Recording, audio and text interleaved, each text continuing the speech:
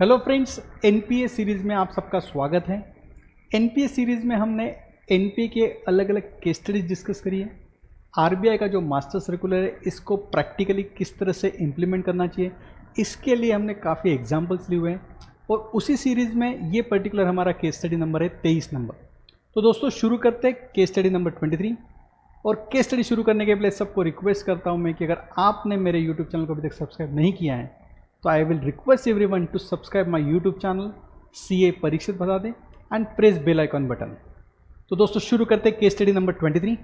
Mister A took a agriculture term loan of rupees 10 lakh in the year 21 for the purchase of a tractor. By the end of 25, the outstanding balance was 11 lakh 50,000, including 1.5 lakh as an interest accrued. The bank classified the account as a substandard during the year 24-25. The bank had made a provision on an outstanding balance of 11 lakh 50,000. The bank management explained that the account has already been classified as a NPA during the year. Therefore, no further action was needed and the junior auditor should not review any more classification or decided to ignore this account. तो दोस्तों case study पे से एक summarise में पहले view बताना चाहूँगा कि पर्टिकुलर एक एग्रीकल्चर टर्म लोन था 2021 में, उसको बैंक ने 24-25 में एनपीए कर दिया है। सैंक्शन लिमिट थी 10 लाख रुपीज़ की, आउटस्टैंडिंग बैलेंस था 11 लाख 50,000 का और बैंक ने उसको सब स्टैंडर्ड कैटेगरी में क्लासीफाई कर दिया। जब ऑडिटर जूनियर ऑडिटर उसको रिव्यू करने गया कि ये पर्टिकुलर अकाउंट मुझे चेक करना है तो बैंक मैनेजर ने एक्सप्लेन किया ऑलरेडी अकाउंट को एनपीए कर दिया सर, और क्या चेक करेंगे, हमको पता है अकाउंट में रिकवरी प्रॉपर नहीं, इसलिए हमने अकाउंट को एनपीए कर दिया। और जूनियर ऑडिटर ने उस पर्टिकुलर स्टेटमेंट पे बिलीव करके उस अकाउंट को इग्नोर कर दिया।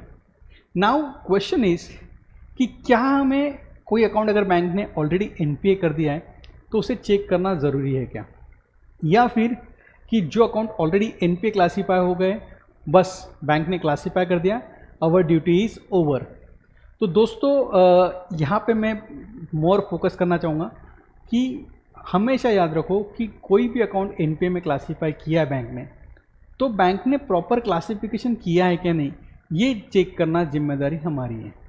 तो मोस्ट ऑफ द टाइम्स जब हम ऑडिट सैम्पलिंग करते हैं तब हम नॉन परफॉर्मिंग असेट को चेक ही नहीं करते हैं, हम सिर्फ चेक करते हैं परफॉर्मिंग असेट को, उसके पैरामीटर्स चेक करते हैं कि क्या अकाउंट एनपीए में जा रहा है क्या, अगर नहीं जा रहा है तो अकाउंट को इग्नोर कर देते हैं। बट यहाँ पे हमको सैम्पल सिलेक्ट करते वक्त ये भी चेक करना है कि बैंक ने जो क्लासिफिकेशन ऑलरेडी कर दिया है PA to NPA during the year वो प्रॉपर हुआ है कि नहीं हुआ है।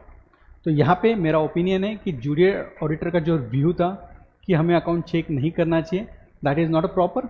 नाउ इस पर्टिकुलर अकाउंट में एज अ ऑडिटर हमने क्या क्या चेक करना चाहिए वो बताऊँगा। सबसे पहले बैंक ने क्लासीफाई किया है सब स्टैंडर्ड, तो एज अ ऑडिटर हमको चेक करना है कि बैंक ने कौन से पैरामीटर से इसको सब स्टैंडर्ड किया, क्या ये अकाउंट प्रॉपरली सब स्टैंडर्ड में ही जाएगा या डाउटफुल में भी जा सकता है। On which parameter the account is classified as a non performing, because generally एक सिस्टम है कि स्टैंडर्ड अकाउंट को सब स्टैंडर्ड किया जाता है, डाउटफुल डायरेक्टली नहीं किया जाता है। बट ये मीथ है दोस्तों, आपको कोई भी अकाउंट को अगर रिव्यू करना है तो उसका एग्जैक्ट एनपीए डेट निकालना है, मीनिंग दैट ये अकाउंट 2021 का है तो 2021 का अकाउंट है, एग्रीकल्चर अकाउंट है। मैं यहाँ पे नॉर्म्स में नहीं जा रहा हूँ, 2 क्रॉप सीजन 1 क्रॉप सीजन उसमें नहीं जा रहा हूँ मैं, बट यहाँ पे एक बताना चाह रहा हूँ कि 2021 का अकाउंट है, बैंक ने एनपीए किया है तो बैंक ने कौन से पैरामीटर पे किया, एग्जैक्ट डेट ऑफ एनपीए क्या आनी चाहिए थी और बैंक ने क्या मेंशन किया, तो ये हो गया आपका। और उसके हिसाब से अकाउंट सब स्टैंडर्ड में जा रहा है कि डाउटफुल में जा रहा है, that is the first point that we have to verify. Second point, bank ने जो अनरियलाइज इंटरेस्ट है वो रिवर्स किया है कि नहीं किया है। इस पर्टिकुलर अकाउंट का अगर रिव्यू करूँ मैं तो बैंक ने 11.5 लाख पे प्रोविजन की है, पर दोस्तों सैंक्शन लिमिट था अपना 10 लाख, 1.5 लाख रुपया था एक्रूड इंटरेस्ट, 11.5 लाख उसका आउटस्टैंडिंग था और अकाउंट चला गया एनपीए में। तो at the time of NPA classification हमको unrealise interest, unrealise commission income सब कुछ रिवर करनी है, इंक्लूडिंग पास्ट पीरियड ऑल्सो, मतलब करंट पीरियड का इंटरेस्ट तो रिवर्स करना ही है आपको, as well as past period का भी करना है।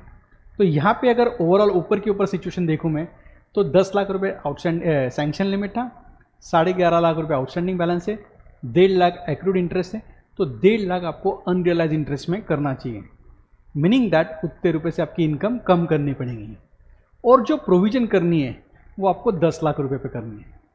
तो ओवरऑल इस पर्टिकुलर अकाउंट में 3 इम्पैक्ट हमने देखे। 1, date of NPA is proper और नॉट। सेकंड 1, उसके हिसाब से क्लासिफिकेशन बराबर है या नहीं, सब स्टैंडर्ड बराबर क्लासीफाई हुआ है कि डाउटफुल में जा सकता है। थर्ड 1, अनरियलाइज इंटरेस्ट का इसका रिवर्सल होगा। अगर बैंक ने अनरियलाइज इंटरेस्ट रिवर्स नहीं किया है तो इसके लिए आपको पास करना पड़ेगा एमओसी। फोर्थ 1, प्रोविजन अमाउंट जो है, earlier bank has computed on 11.50 provision की होंगी, बट अभी न्यू प्रोविजन कितने रुपये की होंगी, 10 लाख पे होंगी। तो ओवरऑल इतने पॉइंट्स आप चेक कर सकते हो कोई अकाउंट पर्टिकुलर उस साल में क्लासीफाई कर दिया आपने एनपीए में। तो दोस्तों आपको यहाँ पे एक नटशेल में बताना चाहूँगा कि बैंक मैनेजर कितना भी कुछ आपको एक्सप्लेनेशन दे, it is up to you how to decide which sample has to be verify.